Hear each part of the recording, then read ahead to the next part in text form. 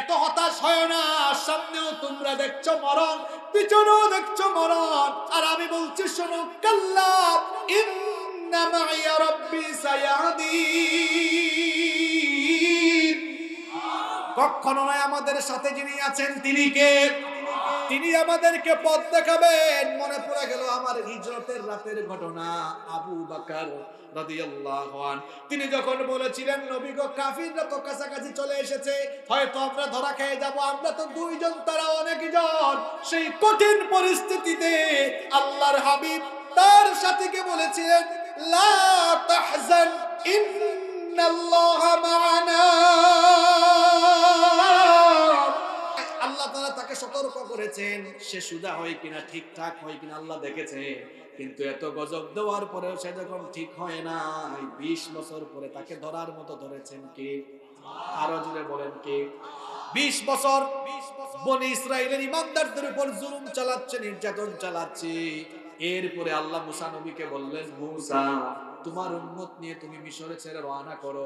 রাতের বেলা মিশর ছেড়ে রওনা করলেন। মিশর ছেড়ে চলতে চলতে চলতে চলতে তারা লোহিত সাগরের তীরে চলে গেলেন।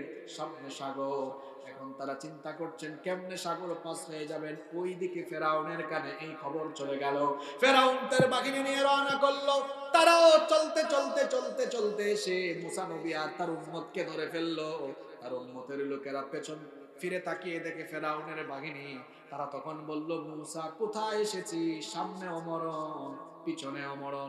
সামনে হলো সাগর, সামনে গেল আমরা মারা যাব, পিছনে গেলেও মারা যাব, কোথায় আমরা যাব? তখন মুসা নবী বললেন, ভয় পেও না, দিন কায়েমের কর্মীদের জন্য এখানে কত বড় ইন্সপাইরেশন, কত বড় মোটিভেশন এখানে দেখেন। মাঝে মাঝে মাঝে মাঝে দেখা যায় ইসলাম বিরোধীদের চরম বিরোধিতা, কোণঠাসাময় পরিস্থিতিতে দেয়ালে পিঠ লেগে যায়। দেখা যায় কোনো পথ খোলা নাই। মুসা নবীর তাওয়াক্কুলটা দেখেন আপনারা।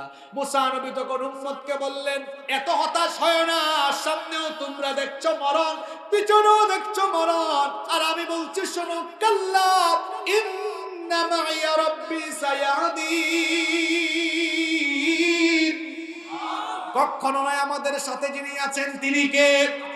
তিনি আমাদেরকে পথ দেখাবেন। মনে পড়ে গেল আমার হিজরতের রাতের ঘটনা। আবু বকর রাদিয়াল্লাহু আনহু তিনি যখন বলেছিলেন, নবী গো, কাফিররা তো কাছাকাছি চলে এসেছে, হয়তো আমরা ধরা খেয়ে যাব, আমরা তো দুইজন, তারা অনেকজন।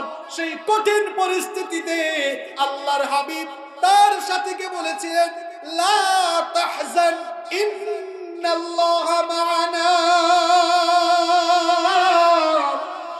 আমার সাথী, ভয় পেও না, আমাদের সাথে যিনি আছেন তিনি কে? এই দুইটা ঘটনা থেকে টাঙ্গাইলের মুসলমানরা শিক্ষা নেন। তমসচ্ছন্ন অন্ধকার নেমে আসলো, জুলুমে নির্যাতনে গোটা জনপদ ভরে গেল, ইমানদাররা হতাশ হবে না। ইমানদাররা তখনও যার উপর ভরসা করবে তিনি কে? নমরুদ আগুন জ্বালিয়েছে, ইব্রাহিম আলাইহিস সালামকে বলছে, ইব্রাহিম, আগুনে ফেলে দিব, ভয় লাগছে না? ইব্রাহিম আলাইহিস সালাম বললেন, এই নমরুদ, কারে ভয় দেখাও? আমি আল্লাহর দ্বীন প্রচার প্রতিষ্ঠার কাজ করছি বলে তুমি আমাকে আগুনে ফেলে দিচ্ছ। এই আগুনে ফেলে দেওয়ার কারণে আমার রব যদি খুশি হয়ে যান, তো একবার নয়, দুইবার নয়, বারবার আমি আগুনে ঝাঁপ দিতে প্রস্তুত। আমরা তো ইব্রাহিমের সন্তান, জাতির পিতা কে? ইব্রাহিম আলাইহিস সালাম যেভাবে আল্লাহর জমিনে আল্লাহর দ্বীন কায়েমের জন্য আগুনে ঝাঁপ দিতেও প্রস্তুত ছিলেন, নমরুদের অগ্নিকুণ্ডকে ভয় পান নাই। ইব্রাহিমের সন্তানরাও কোরআনের রাজ কায়েমের জন্য এমন ভাবে ময়দানে থাকবে, জালিমদের জুলুম, হুমকি ধমকিকে মোকাবেলা করে মাথা নত না করে ময়দানে বীরের মতো টিকে থাকা লাগবে।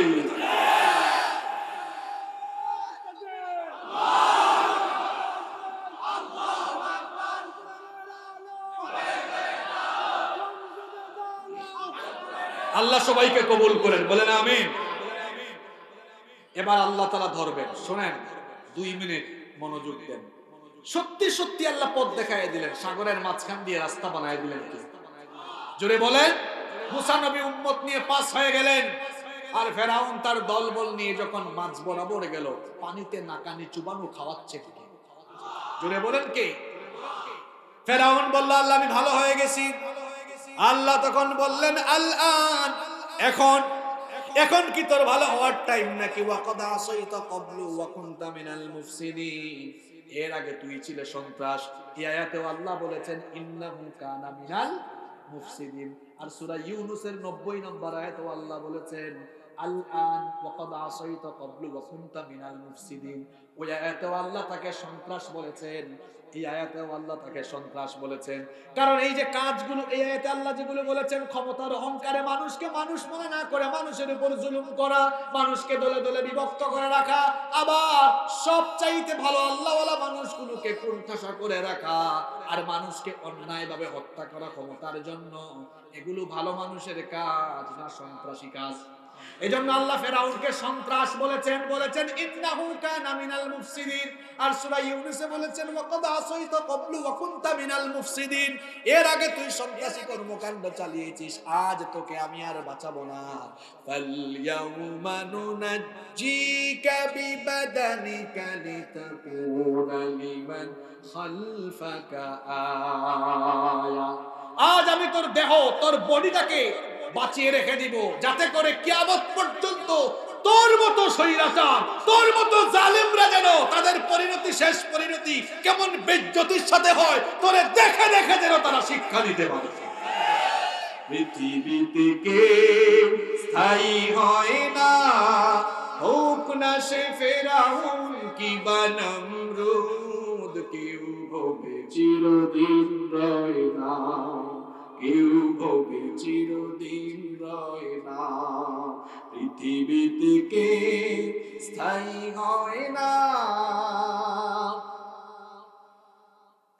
ফেরাউন শেষ তক ছিল না, মৃত্যু তাকেও ছেড়ে দিল না। সব রাজা মহারাজা আর মহাবীর কাউকে সে অবকাশ দেয় না। পৃথিবীতে কেউ স্থায়ী হয় না। নীল নদ আজও আছে, থাকবে, সত্যকে চিরদিন ডাকবে, ডেকে ডেকে বলে যাবে দিন রাত, কেউ যেন ফেরাউন হয় না। পৃথিবীতে কেউ স্থায়ী হয় না। পৃথিবী থাকবে, ফেরাউন চরিত্রের লোকেরা ইজ্জতের সাথে দুনিয়া থেকে যাবে না, বেইজ্জত হয়ে যাবে। আর আল্লাহর জমিনে ঈমানদারেরা এই জমিনের নেতৃত্ব কর্তৃত্ব পাবে, ওয়াদা কর। এরপরের দুইটা আয়াতের অনুবাদ শুনেন, এরপরে আমি আপনাদেরকে নিয়ে মুনাজাতে যাব ইনশাআল্লাহ। এই ওয়াদাটা যে আল্লাহ দিয়েছেন, কোথায় আল্লাহ বলেছেন? পরের আয়াতে আল্লাহ বলেছেন, আল্লাহ বলেছেন ওয়া নুরিদু আন নামুন্না আলাল্লাযীনা ইসতুদঈফু ফিল আরদি ওয়া নাজআলাহুম আইম্মাতাও ওয়া নাজআলাহুমুল ওয়ারিসিন। আর আমি ঈমানদারদের উপরে যাদেরকে দুর্বল করে রাখা হয়েছিল, ফেরাউন যাদেরকে দুর্বল বানিয়েছিল, তাদের উপরে অনুগ্রহ করতে চেয়েছিলাম, তাদেরকে আমি নেতৃত্ব দিতে চেয়েছিলাম এবং জমিনের উত্তরাধিকারী তাদেরকে বানাতে চেয়েছিলাম। কেন বানাতে চেয়েছিলাম? ওয়ানুমাক্কিনা লাহুম ফিল আরদি ওয়া নুরিয়া ফিরআউনা ওয়া হামানা ওয়া জুনুদাহুমা মিনহুম মা কানু আল্লাহ বলছেন এই জন্যই আমি ঈমানদারদেরকে, দুর্বল ঈমানদার যাদেরকে কুণ্ঠাসা করে রাখা হয়েছে, কথা বলার স্বাধীনতা, চলাফেরার স্বাধীনতা, ঘরবাড়িতে থাকার স্বাধীনতা কেড়ে নেওয়া হয়েছে, আমি আল্লাহ তাদেরকে দুনিয়ার নেতৃত্ব কর্তৃত্ব এজন্য দিতে চেয়েছি। ওয়ানুরিয়া ফিরআউনা ওয়া হামানা, ফিরআউন, হামান, ওয়া জুনুদাহুমা, এবং তার সৈন্যদেরকে, সাঙ্গপাঙ্গদেরকে যেন দেখায় দিতে পারি যে ক্ষমতা হারানোর আশঙ্কায় তারা ছিল, আর যে ঈমানদারদেরকে নিয়ে তারা শঙ্কায় ছিল, সেই ঈমানদারদেরকে আমি জমিনের নেতৃত্ব দিয়ে তাদেরকে আমি বেইজ্জত করে দিব। এটা চাওয়াকার। আপনাদের বিশ্বাস হয়? বিশ্বাস হয়? কাকে আল্লাহ তাআলা দুনিয়ার উত্তরাধিকার দিবেন, কাকে দিবেন না ইখতিয়ার করেন। কুলিল্লাহুম্মা মালিকাল মুলকি তুতিল মুলকা মান তাশাউ ওয়া তানজিউল মুলকা মিম্মান তাশাউ ওয়া তুইজ্জু মান তাশাউ ওয়া তুযিল্লু মান তাশাউ বিয়াদিকাল খায়র ইন্নাকা আলা কুল্লি শাইইন কাদির। ও নবী, আপনি বলুন, হে রাজাধিরাজ আল্লাহ, আপনি যাকে চান তাকে ক্ষমতা দেন, যার কাছ থেকে ইচ্ছা ক্ষমতা ছিনায় আনেন। ইউসুফ নবীর ভাইয়েরা ইউসুফ নবীকে ফেলে দিয়েছে কুয়ায়। সাঁতার না জানা সেই ছোট্ট ইউসুফকে মিশরের ক্ষমতায় বসিয়েছেন কে? আবার ফেরাউন আর নমরুদকে ক্ষমতা থেকে নামায়া দিয়েছেন কে? ইজ্জত সম্মানের মালিক কে? বেইজ্জত করার মালিক কে? এই আয়াতের মধ্যে ক্ষমতার সাথে ইজ্জত আর বেইজ্জতের কথা কেন একসাথে এসেছে? তার কারণ হলো, ক্ষমতা পাইলেই শুধু ইজ্জতওয়ালা হওয়া যায় না। ফেরাউনও ক্ষমতা পেয়েছে, ইজ্জত পায় নাই। নমরুদও ক্ষমতা পেয়েছে, ইজ্জত পায় নাই। বরং ক্ষমতা পাইলেই মানুষ ইজ্জত পায়, বিষয়টা এমন নয়। ক্ষমতায় থেকেও বহু মানুষ বেইজ্জত হয়েছে। এর জ্বলন্ত প্রমাণ হলো বুশের বাচ্চা বুশ। ক্ষমতায় থেকে জুতার বাড়ি খেয়েছে। আমি আর নিচের দিকে নামলাম না, শুধু এতটুকু বললাম, মাঝে মাঝে আমরাও সমাজের আশেপাশে দেখি ক্ষমতায় থেকেও বেশি উগ্রতার কারণে, ইসলাম বিরোধিতার কারণে মানুষের জুতার বাড়ি খেয়েছে, বেইজ্জত হয়েছে। আছে না? আপনাদের টাঙ্গাইল থেকে ঠিক ওই দিকে গেলে জামালপুরেও আছে। বলছিল ইসলাম থাকবে না। কিরে পাগলা, তোর মন্ত্রিত্ব নাই, তোর এমপি গিরিও নাই, তোর নমিনেশনও নাই।